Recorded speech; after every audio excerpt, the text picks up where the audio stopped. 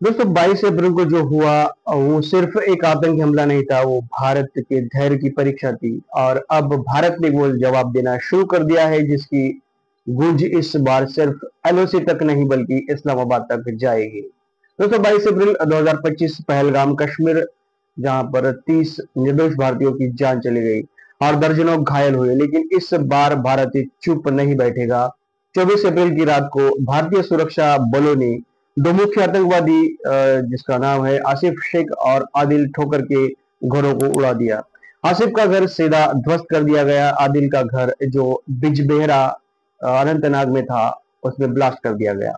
और यही वो आदिल ठोकर है जो 2018 वाघा बॉर्डर जो है, वाघा अटारी बॉर्डर के जरिए पाकिस्तान गया था और वहां आतंकी ट्रेनिंग लेकर भारत लौटा। दोनों आतंकियों पर 20-20 लाख का इनाम रखा गया था और अब भारत एक एक करके उनके ठिकानों को तबाह कर रहा है। एलओसी पर पाकिस्तान की तरफ से फायरिंग का भारत ने दोगुना जवाब दिया है। एक भारतीय जवान शहीद हुआ, लेकिन जवाब में एक आतंकवादी को भी ढेर कर दिया गया है।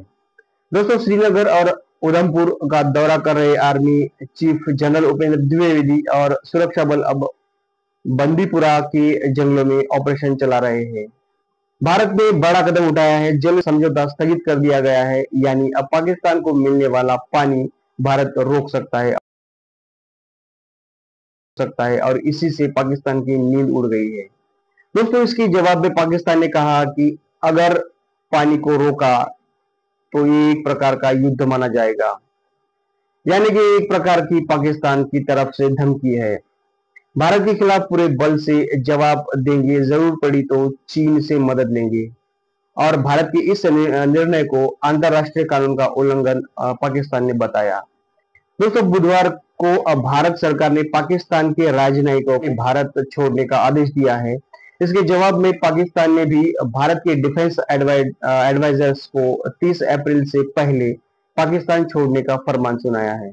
उसके बाद पाकिस्तान की तरफ से वाघा बॉर्डर बंद, उसके बाद सारे जो वीजा थे उसको रद्द कर दिया गया है, सिर्फ सिख तीर्थयात्रियों को छूट मिली है। उसके बाद व्यापार भी बंद हो चुका है। अब पाकिस्तान ने 1972 का शिमला समझौता भी रद्द कर दिया गया है।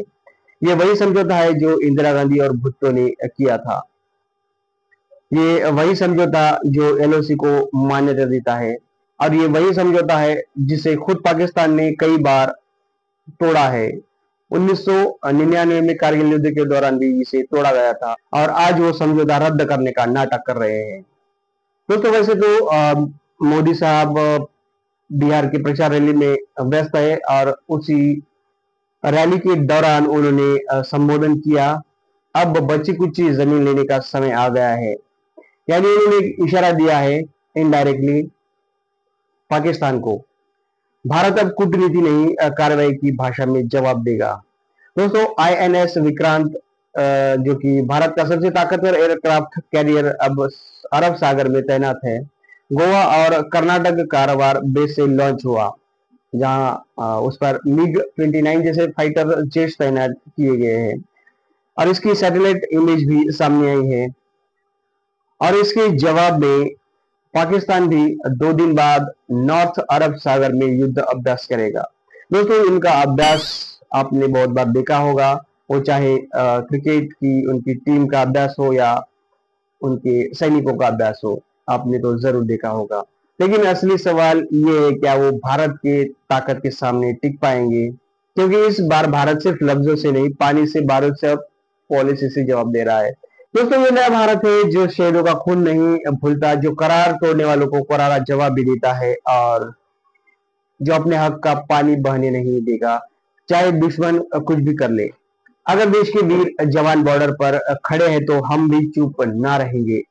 दोस्तों अब बोलने का नहीं, हिसाब चुकता करने का समय है। भारत जाग चुका है, अब पाकिस्तान के दिन गिने हुए। तो अगर आप चाहते हो कि भारत अपना हर हक वापस ले तो इस वीडियो को जरूर शेयर करें, कमेंट में लिखिए अब होगा हिसाब और चैनल को सब्सक्राइब करना मत भूलिए। दोस्तों फिर से मिलेंगे अगले वीडियो में, तब तक के लिए हर हर महादेव, जय हिंद, वंदे मातरम।